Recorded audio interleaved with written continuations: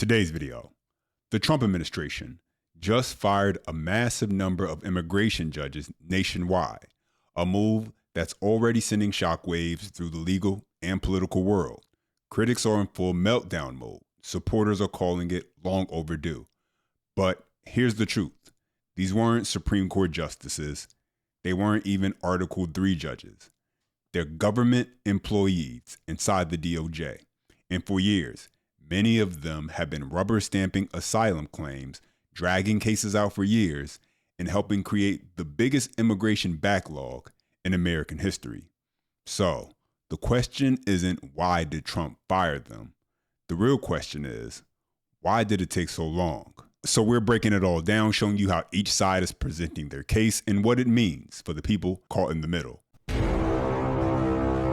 So the left is absolutely freaking out right now because President Trump is firing immigration judges all across the country, and not just a few here or there. We're talking about a nationwide shakeup of the immigration court system. You got firings happening in New York City where an entire dockets at 26 Federal Plaza were wiped out overnight. You got firings in San Francisco and across the Bay Area where at least 15 immigration judges were terminated in one sweep, a move that has every pro-migrant activist in full-blown meltdown mode right now. And nationwide, reports show the Trump administration has now fired or forced out over 100 immigration judges, roughly 1 out of every 7 judges in the entire system. So yes, the left is panicking. They're calling it a purge. They're calling it authoritarian. They're saying Trump is dismantling the immigration courts. But they're leaving out one huge detail. Immigration judges are not the kind of judges most people think they are. And that's where the media spin falls apart. Now, before we go any further, we need to clear this whole thing up because the media is deliberately muddying the waters on this. Because when people hear the word judge, they think Supreme Court, they think federal bench, they think lifetime appointment, constitutional authority, completely independent from the White House. But immigration judges are none of that. They're not what you call Article 3 judges. They don't have lifetime appointments. They can't claim judicial independence in the constitutional sense. Essentially, they're employees that work within the Department of Justice under the Attorney General, who, yes, is always selected by the president. They're hired, evaluated, reassigned, and yes, even fired at the discretion of the executive branch. Their job is to preside over deportation hearings, asylum claims, bond requests, visa overstay cases, fraud and misrepresentation proceedings. They are the frontline adjudicators deciding who gets to stay in this country and who gets removed. And because they are a part of the executive branch, not the judicial branch, the president can legally restructure, replace, or even reassign them at will. And so when Trump fires an immigration judge, it's not an attack on the judiciary. It's not a constitutional meltdown. It's literally the executive branch managing its own personnel, something every administration has the power to do. But this matters for a much bigger reason. Immigration judges have become some of the most powerful decision makers in America's immigration system. So here's the part that the mainstream media hopes that you'll never find out, but we're going to talk about it right here. A huge number of these immigration judges, guys, the very people that are deciding deportation cases, they built their entire careers defending illegal migrants before they ever put on the robe. Yes, this isn't me giving you my opinion or speculation. This is reporting. This is in their resumes. This is in lawsuit filings and data from immigration court monitors. So let's break this down. When NPR started digging into the list of judges fired by the Trump administration, an interesting pattern showed up, guys. A large share of the judges being removed weren't former prosecutors. They weren't national security lawyers. They weren't people with government enforcement backgrounds. No, they were former immigration defense attorneys, asylum advocates, nonprofit lawyers who fought deportation attorneys from migrant legal aid groups. We're talking about people who spent years arguing against ICE in court. In the NPR report alone, every single one of the terminated New York judges had backgrounds that leaned heavily toward defense side immigration work, exactly the kind of backgrounds that activist groups push to fill the bench. One judge was a former Democratic candidate. Another judge worked for left-leaning immigration nonprofits. Several spent years litigating against ICE before being hired to rule on deportation cases. And that right there is the core of the issue, because you can't tell me that you can spend your entire career fighting deportations and then pretend to be a neutral decision maker on deportation cases. And so when critics scream that Trump is purging the courts, they never mention the obvious. He's removing judges who came in with deep ideological priors, who openly argued for looser enforcement, who spent their professional lives framing illegal immigrants as victims of the American system. And how did that show up on the bench? You see it in the rulings. You see it in the grant rates. You see it in the biases that immigration court data shows that some of these judges grant asylum to the vast majority of applicants, even people from countries statistically considered low priority on persecution claims, while other judges in that same courthouse were denying nearly every case. That's not consistency. That's not neutrality. That's a political worldview wearing a robe, and Trump knows it. Have you ever had a moment that changed your life? One accident, one employer who doesn't care, one hospital bill you couldn't pay. That's how quick life can change. And when it does, you realize something fast. The big companies, the insurance giants, they don't care about you. They've got teams of lawyers whose only job is to protect their bottom line. But who's protecting you? There's a reason why it feels like traffic always jams when you're running late. Just like there's a reason Morgan & Morgan is America's largest injury law firm. For over 35 years, Morgan & Morgan has fought for the people, not the powerful. With 1,000 plus attorneys and more than 100 offices nationwide, they've recovered over $25 billion for more than 500,000 clients just like you. Whether you're a 41-year-old family man in Florida, struck by a driver who ran a red light, Morgan & Morgan secured a $9.3 million verdict. Or a father and Little League coach who suffered lasting injuries in a car crash, Morgan & Morgan secured a $6.1 million verdict. When you hire them, it's like hiring a legal army that has your back. Starting a claim is simple. You can get started right now from your phone. No hassle. You can click the link in the description or scan the QR code on the screen to see if you have a claim. Their fee is free unless they win. Because when life changes in an instant, you deserve a law firm that's ready to fight for you. So now let's talk about the part of this story that almost no one on the left wants to touch. I'm talking about the immigration court backlog, because that's where everything comes together, right? Right now, America's immigration courts are drowning. I'm talking millions of cases piling up. Year-long wait times, guys. Courts so overwhelmed that some people aren't getting hearing dates until 2029, 2030, 2032 even. And here's the uncomfortable truth. That backlog isn't an accident. It's not no surprise. It's a feature of the system, not a bug. Because the longer a case drags out, understand this, it benefits the migrant hoping to stay here forever, the immigration lawyer collecting fees, even the activist groups that fundraise off the chaos. And yes, the Democrat Party that relies on future amnesty to turn those migrants into a future voting bloc.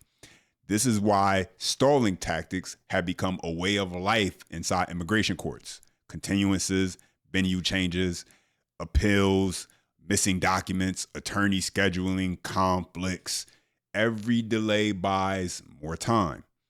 More time in the US, more time to work illegally, more time to start family, enroll kids, school, build roots, make deportation politically harder down the road. You get it. And here's the real strategy angle. If a migrant can delay long enough, there's always the hope that the next Democrat president will come and loosen asylum standards, halt deportations, reopen closed cases, offer TPS, or push for another mass amnesty. In other words, delay is the strategy. Point blank, period. The backlog is the game plan. So get this straight. When Trump fires judges, especially judges who lean defense side and are known for slow moving dockets, the left calls it a purge. But the truth is they're terrified, because if you clear out the judges who've been quietly feeding the backlog, if you bring in judges who actually move cases, if you start issuing decisions instead of pushing hearings 5 freaking years down the line, give me a break, then suddenly the entire strategy collapses. Stalling stops working, clock running stops working, and the incentive to break the system evaporates. This is why the Democrats are panicking. It's not about the judges, it's about the timeline. With Trump in office, and now with Trump reshaping immigration courts, the era of delay until the next Democrat just might be over. And so here's where the story gets even more serious. See, Trump didn't just fire over 100 immigration judges. He's rebuilding the bench with a completely different kind of judge. People who actually understand enforcement, national security, and immigration law from the government's perspective, not the activist perspective. And that matters because, let's be honest, the people walking into immigration court are not there because they followed the law.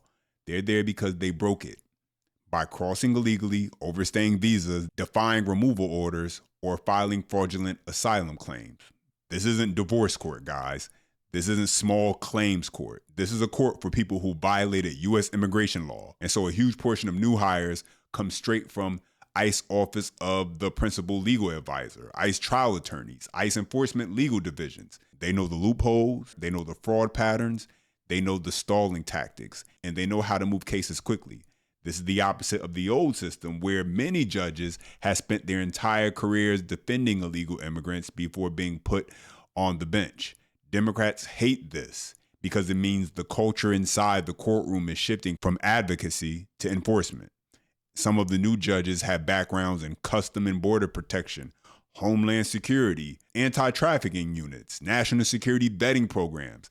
That means Trump is putting people on the bench who understand smuggling networks, cartel behavior, fraud indicators, border manipulation tactics. These aren't soft-hearted nonprofit lawyers of the past. These are people who've seen the border crisis up close and understand the stakes. And that's the part that has Democrats losing their minds. Under Trump's direction, the administration is pulling in military JAG lawyers, in some cases hundreds, to serve as temporary immigration judges. Critics on the left say they're unqualified, but here's what they're really afraid of. Military lawyers operate with discipline, structure, and speed. They don't tolerate endless delays. They don't play political games. They move cases. And if suddenly you have a courtroom staffed by former prosecutors, military officers, ICE trial attorneys, the era of 3 to 5 year delays is over. And so Democrats are melting down over Trump reshaping the immigration courts because they know exactly what's happening. Trump isn't just firing judges. He's breaking the pipeline they spent years building and ending the era of activist-leaning judges quietly steering cases in favor of illegal migrants. And Democrats are doing everything they can to stop it. The first line of attack is always the same. Lawfare. Several fired judges now have already filed lawsuits claiming political discrimination, retaliation, violation of independence, civil rights violations, unlawful termination. But then there's something huge barely being covered by the media. Democrats in Congress are pushing to restrict Trump's ability to hire ICE attorneys, block military JAGs from serving as temporary judges, require new independence standards, and create new qualifications that disqualify enforcement-minded applicants, force Senate oversight onto the process that historically required none. Translation, they want to repoliticize the bench under the disguise of protecting judicial independence. But judicial independence doesn't apply here.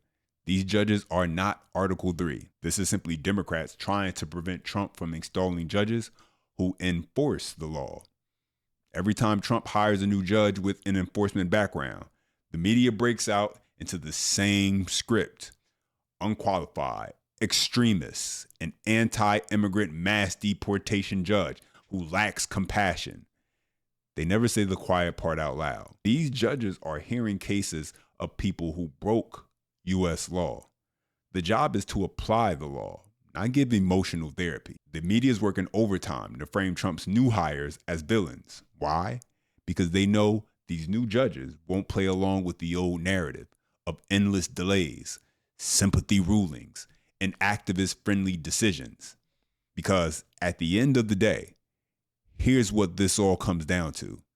The media can spin it. Activist groups can protest it. Politicians can argue about it on TV all they want. But when you look at the numbers, when you look at the polling, when you look at what everyday Americans actually say, one thing is clear. Most people in this country believe illegal immigrants should be deported. That's not radical or extreme. That's not some fringe idea floating around the internet. That's actually the mainstream view, despite what the media wants to tell you. And that's why this entire immigration judge overhaul matters. Because for years, the system didn't reflect what the public believed. Courts were jammed, cases dragged on for years. Outcomes depended more on which judge you stood in front of than what the law actually said. And the people responsible for enforcing those laws, Border Patrol, ICE, the agents on the ground, were constantly being undercut by a system that couldn't keep up. But now the system is being rebuilt from the inside out. Judges are being replaced. Backlogs are being confronted. And for the first time in a long time, the courtroom is starting to reflect what the country has been saying for years. The law should mean something. You can debate policy all day. You can argue ideology until the sun goes down. But the American people have already spoken. They want a system that works. They want laws that matter.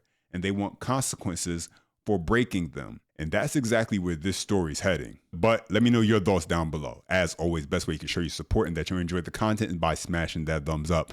That tells me you like the video, and subscribe for more breakdowns like this. And as always, until next time.